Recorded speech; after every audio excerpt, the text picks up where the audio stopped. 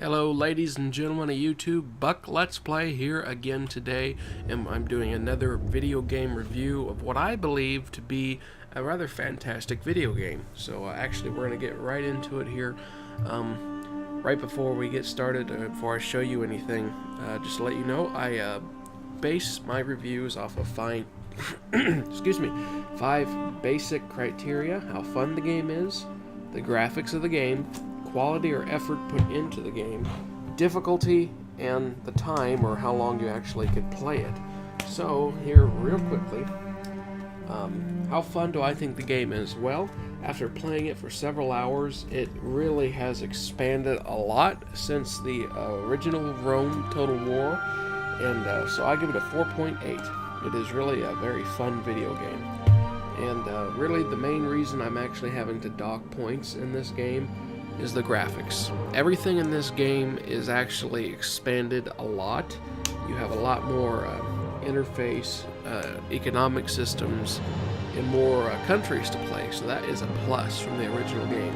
But sadly, I found, just in my personal opinion, the graphics really aren't that big of a difference. They are a big difference from the first Rome Total War, but after we've had Empire Total War and Napoleon Total War, the graphics, they just don't look that good compared to those. So I give it a 3.8 on graphics. Now, mind you, it's out of 5, so 3.8 out of 5. Quality or effort put into the game, I dock it down to 4.5. The only reason for that is the graphics, obviously. I think if they had actually spent some extra time making the graphics look a little better, I would have given them a full 5 out of 5 and a 5 out of 5 on graphics. But other than that, the rest of the game, I really like it. Difficulty, 4.9 out of 5. This game is not that hard.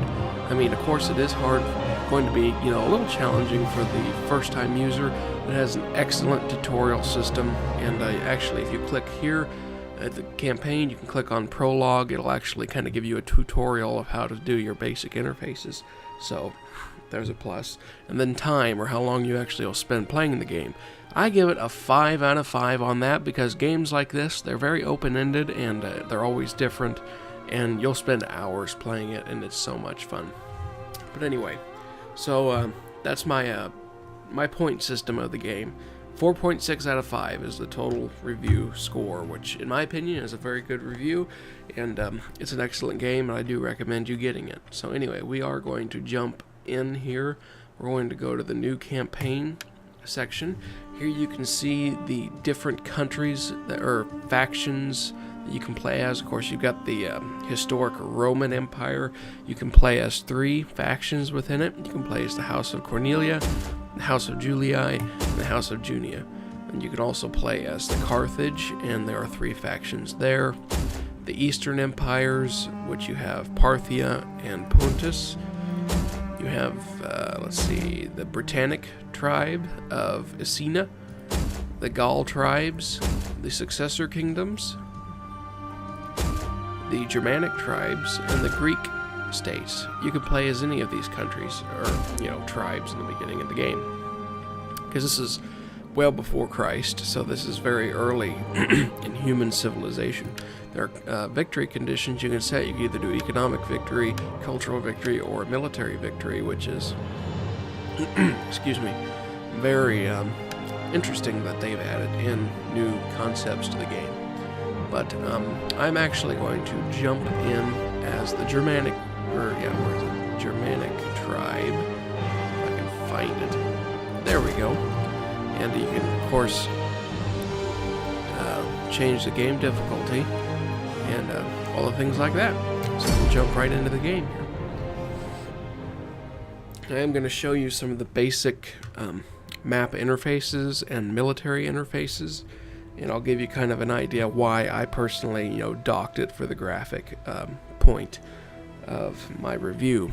Of course, this might be just me. Some people might like the graphics, rather plain, but to me, it just seems way too much like the earlier Total War games. Of course, if they made this game right after the first Rome Total War, it would have been excellent. It's so much better than the first Rome Total War. But whenever you look at Empire Total War, Napoleon Total War, these graphics just don't meet those standards. So And that's just my personal opinion. I'm sorry if I offend you, and I'm just trying to actually give my opinion on the game so it can kind of help you with your opinion about getting it.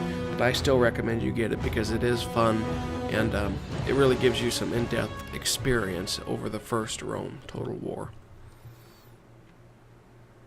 And the Celts think themselves superior, but their and I am going to decadence skip makes the them little weak. hint there. But basically, as the Germanic tribe, your initial goal is actually to control, as the objective showed you, 8 regions. You only control 1 at the moment as the Germanic tribe, but you can either do it one of 2 ways. You actually can just conquer them, or you can make allies. So it's very unique kind of how the beginning of time worked. But as you can see, here's the town, and here's going to be a very big difference from the original. As the main administrative center in a region, you actually have different ways of looking at how you build things. Whenever you click on the main province here, it actually brings up all the towns that are actually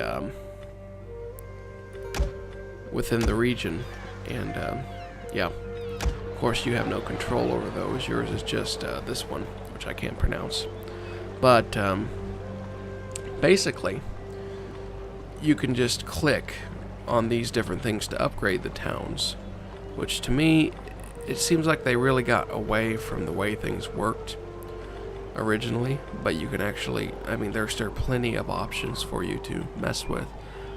Of course, food is a major problem in the game, so you have to make sure there's actually food for your people, which you didn't have to worry about in the original games. If you look down here in the lower right hand corner, here's your money.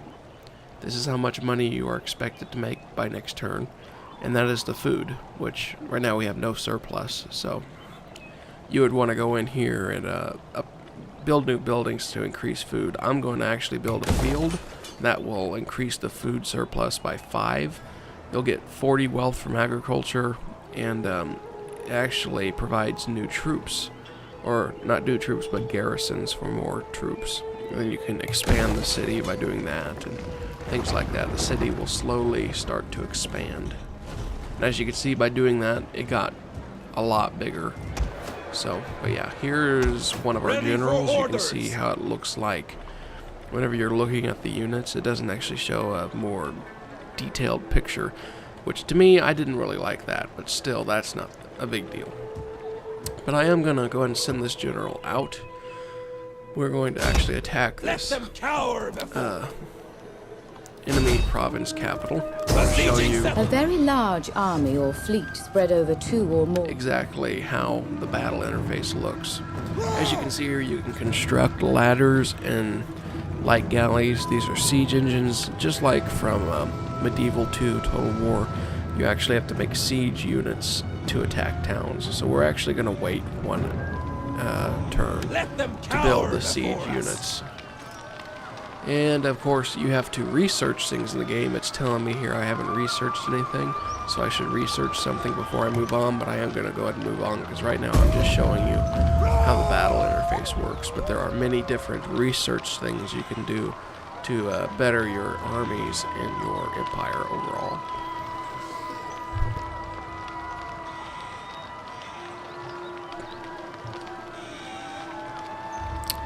And as you can see, there are a lot of civilizations or tribes.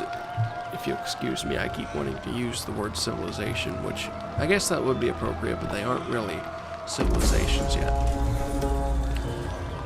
And apparently, my army is suffering. Okay. Alright, we lost some men during the siege.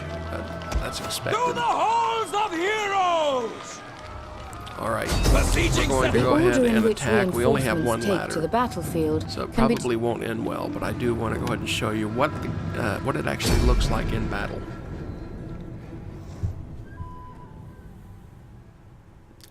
Take a few moments to load here. Get an overview of where you'll be attacking. Basically, to win a battle, you have to either kill all the units, enemy units, or capture their city center building. They call it something other than a city center, but Same concept.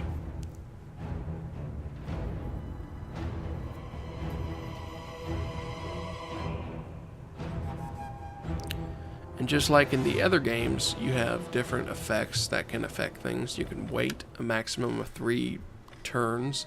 So now we have fog, so we're going to wait again. And there's still fog, so we'll wait again. And now it's dry, so there we go.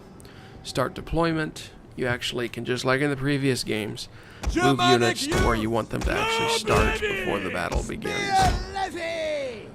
So let's see, where are our siege units? Those, apparently you'll just have to send units up to actually take them. So we'll start the battle. Fire at will. We'll tell these units to grab those ladders. As you can see, maybe I wanted to show you what I meant by graphical issues in this game. It is still good, but it's not the best. As you can see, I've got graphics set at like maximum, and honestly, I think Napoleon Total War and Empire Total War, they had much better visual than what we are getting here, but that is just my opinion. Other than that, this game is great. So We'll kill 'em all. we'll go ahead and move up here. As you can see, basic concept, you want to get your ladders to the walls and you want to capture it. Simple as that. And then you want to get your units into the town and either kill all the enemies or capture this building. And yeah, I mean, the graphics are still great. It's just not exactly what I expected. So that's the main point I'm wanting to get across here. But anyway, you all can decide that yourself. This video is not entirely for me just to sit here and tell you what I think about it. I want you to make up your own decision.